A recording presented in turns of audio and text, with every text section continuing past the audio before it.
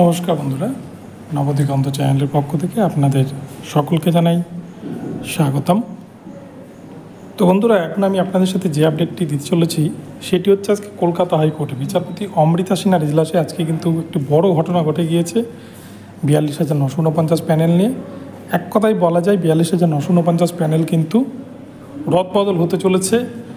কিন্তু সবথেকে বড় বিষয় হচ্ছে 42,949 প্যানেলই তো নাই প্রাথমিক শিক্ষা পর্ষদের, তাহলে তারা কি করে এই রদবদল ঘটাবে সেটাই কিন্তু আজকের বড় বিষয়। তো আপনাদের সাথে সম্পূর্ণ বিষয়টি দেখাতে চলেছে এই ভিডিওতে। আপনারা সম্পূর্ণ ভিডিওটি দেখুন, ভিডিওটি দেখলে আপনাদের কাছে অনেকটা বিষয় ক্লিয়ার হয়ে যাবে। তবে তার আগে বলে রাখি, যারা প্রথমবার চ্যানেলটি দেখছেন আপনারা অবশ্যই চ্যানেলটিকে সাবস্ক্রাইব করবেন এই ধরনের আপডেট সবার আগে সর্বপ্রথমে পাওয়ার জন্য। তো চলুন তাহলে আমরা এবারে পুরো আপডেটটি দেখে নিই।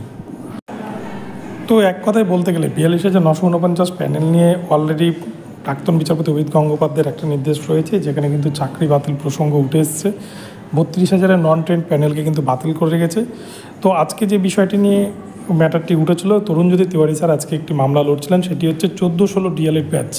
আপনারা জানেন 14-16 ডিএলএড ব্যাচ তারা কিন্তু সেকেন্ড ইয়ারের মার্কশিট পায়নি, কিন্তু সেকেন্ড ইয়ার মার্কশিট না পেলেও বেশ কিছু ক্যান্ডিডেট তারা নন ট্রেন্ড হিসেবে চাকরি পায়, এবং কিছু ক্যান্ডিডেট পরবর্তীতে কোর্টের নির্দেশে তারা কিন্তু ট্রেন্ড হিসেবে চাকরি পায়।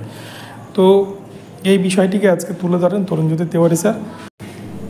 আর এই মামলা প্রসঙ্গে কিন্তু এক প্রকার রিপ্যানেল করার নির্দেশ দিয়েছেন বিচারপতি অমৃতা সিনহা ম্যাম। অর্থাৎ পুরো যে প্যানেল 42,000 যে ট্রেন্ড এবং নন ট্রেন্ড প্যানেল, পুরো প্যানেলটাকে কিন্তু কাটছাট করে যারা যে ক্যাটাগরিতে পড়বে তাদেরকে সেই ক্যাটাগরিতে রাখতে হবে। যারা ট্রেন্ডে পড়বে তাদেরকে ট্রেন্ডে, যারা নন ট্রেন্ডে পড়বে তারা নন ট্রেন্ডে, এবং তারপরে যে শূন্যপদ ফাঁকা থাকবে সেইখানে কিন্তু কাট অফ ওয়াইজ চাকরি দিতে হবে। এরকমই একটা নির্দেশ এসেছে। পরবর্তীতে আপনাদের আরও ভালো করে জানাবো।